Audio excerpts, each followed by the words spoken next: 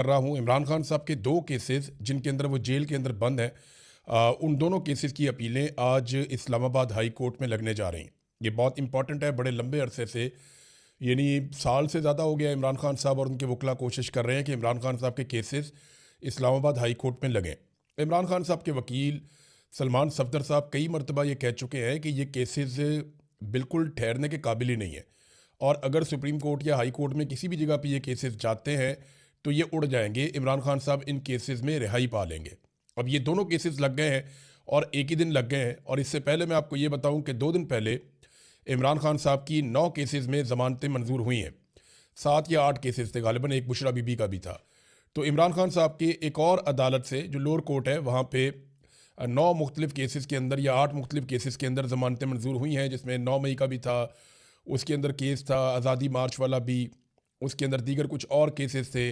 तो different time के हवाले से इमरान खान साहब के, और जाली रसीदें बनाने का एक केस था। तो ये सारे केसेस में इमरान खान साहब की और बुशरा बीबी की पहले ज़मानतें हो चुकी हैं। अब इमरान खान साहब और बुशरा बीबी के 2 केसेस, जिनमें एक केस, ये अलग अलग अदालतें हैं। एक केस सुबह 9 बजे अभी लगा हुआ है जस्टिस खादम हुसैन सोमरू साहब के सामने, तोशा खाना वाले केस की अपील, और इसी केस में इमरान खान साहब गिरफ्तार हैं। और दूसरा केस जिसमें वो गिरफ्तार हैं या कैद काट रहे हैं, वो अलकादर केस की अपील है। और ये दोनों लगे हुए हैं। इसमें जो है वो जस्टिस सरफराज डोगर और जस्टिस आजम खान, ये डिवीज़न बेंच है जो ये केस सुनेगा, और इसका वक्त है 11:30 बजे। तो एक केस लग रहा है 9 बजे और एक केस लग रहा है 11:30 बजे। अगर इन दोनों में इमरान खान साहब की ज़मानत हो जाती है तो फिर इमरान खान साहब कैदी नहीं रहेंगे, फिर वो आज़ाद हो जाएंगे, वो बाहर आ जाएंगे। और क्या इनकी ज़मानत हो जाएगी, अभी हम कुछ कह नहीं सकते, क्योंकि ये जजेस कंट्रोल होते हैं कहीं और से। अगर मैं इंसाफ और कानून की बात करूं तो इमरान खान साहब की आज ही ज़मानतें हो जानी चाहिए। आज नहीं हो जाएं तो एक हफ़्ते के अंदर अंदर उनकी ज़मानतें हो जानी चाहिए, और उन्हें फिर अपने घर चले जाना चाहिए आज़ाद होकर। फिर वो अपना इलाज करवाएं, अपनी पॉलिटिक्स करें। लेकिन यहाँ जो दिखाई दे रहा है कि आप कुछ प्रिडिक्ट नहीं कर सकते, क्योंकि अदालतें कंट्रोल में हैं एजेंसियों के, और एजेंसियां जो फैसला करेंगी उसके मुताबिक ही चीज़ें होती हैं पाकिस्तान में। अगर इंसाफ और कानून के मुताबिक हो तो ये केस लगते ही बहुत पहले इमरान खान साहब रिहा हो जाते। अब उम्मीद तो ये की जा रही है कि किसी दिन पाकिस्तान की एस्टेब्लिशमेंट को होश आए और वो ये गंद मारना बंद कर दे और जजों के ऊपर दबाव डालना बंद कर दे, तो फिर मेरिट के ऊपर इमरान खान साहब की रिहाई हो सकती है। और अगर इन 2 केसेस में इमरान खान साहब की फ़र्ज़ करें आप ज़मानत हो जाती है या उन्हें रिहा कर दिया जाता है, तो फिर किसी और केस में इमरान खान साहब को अंदर रखा जा सकता है। तो ये तो डिपेंड करता है पाकिस्तान की मिलिट्री एस्टेब्लिशमेंट पे, वो कितना दबाव महसूस कर रही है। देखिए 3 तरह के दबाव हैं एस्टेब्लिशमेंट पे। एक बात तो मैं आपको क्लियर कर दूं, जिस वक्त इमरान खान साहब की ये आंख का मसला उठा था ना, तो उस वक्त पाकिस्तान की मिलिट्री एस्टेब्लिशमेंट में बहुत खौफ फैल गया था। वो बहुत परेशान थे और बहुत सारी जगहों पे बहुत सारे अहकामात भी जारी किए गए थे। उन्हें लगता था कि पाकिस्तान अचानक बांग्लादेश बन जाएगा, लेकिन पाकिस्तान तहरीक इंसाफ के साथ जब उन्होंने रब्ता किया तो तहरीक इंसाफ को बेवकूफ़ बनाने में वो कामयाब हो गए। ये तो पाकिस्तान तहरीक इंसाफ के अपने लोग भी कह रहे हैं, इमरान खान साहब की फैमिली भी अब कह रही है कि इन्हें चक्कर दिया गया है। हालांकि वो शफकत ऐवान साहब जो गिरफ्तार हो गए थे, वो भी ये कहते हैं कि शरीफ लोग थे, बैरिस्टर गौहर और अल्लामा राजा नासिर अब्बास वगैरह। तो इन लोगों को जो है वो चक्कर दे दिया मोहसिन नकवी वगैरह ने, और फिर टाइम बाय कर लिया। और जब उन्होंने देखा कि पाकिस्तान के अंदर ये कोई तहरीक खड़ी नहीं कर पाए और वो एक मोमेंटम जो बन सकता था एहतजाज का, वो कुछ भी नहीं हुआ पाकिस्तान में, तो उसके बाद फिर उन्होंने चीज़ें नॉर्मलाइज कर दी।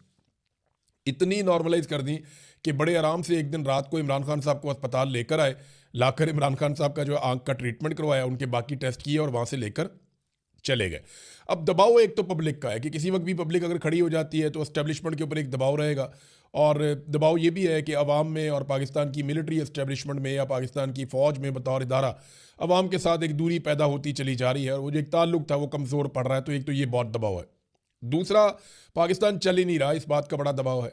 फिर बाहर से भी पाकिस्तान पे लगातार दबाव आ रहा है। यहाँ बरतानिया के अंदर 5-6 जो अरकान हैं उनके पार्लिमान के अंदर उनकी ये मसला उठाया गया, और वहाँ हाउस के अंदर इसके ऊपर तकारीर हुई, बाकायदा उनके मिनिस्टर ने बात की, बाकी लोगों ने बात की, और उन्होंने कहा पाकिस्तान के अंदर ह्यूमन राइट्स की वायलेशंस हो रही हैं, पाकिस्तान के ऊपर पाबंदियां लगाई जाएं।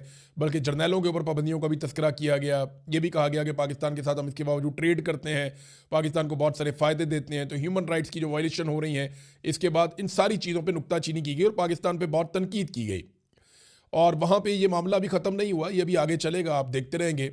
अब बरतानिया से आवाज़ उठ रही है, यूरोपीय यूनियन से आवाज़ उठ रही है, अमेरिका के अंदर आवाज़ें उठ रही हैं। लेकिन जब तक डोनाल्ड ट्रंप आसिम मुनीर के साथ खड़े हैं, जब तक डोनाल्ड ट्रंप को आसिम मुनीर से काम है, तब तक आसिम मुनीर साहब के लिए प्रॉब्लम नहीं होगा। लेकिन जैसे ही डोनाल्ड ट्रंप जो है टिश्यू पेपर की तरह इस्तेमाल करेंगे, तो उसके बाद मेरी बात याद रखिएगा कि यूरोपीय यूनियन हो, चाहे बरतानिया हो, चाहे अमेरिका हो, इंसानी हकूक़ की आलमी तंजीमें हों, ये सारे भरे बैठे हैं जो कुछ पाकिस्तान के अंदर किया गया है।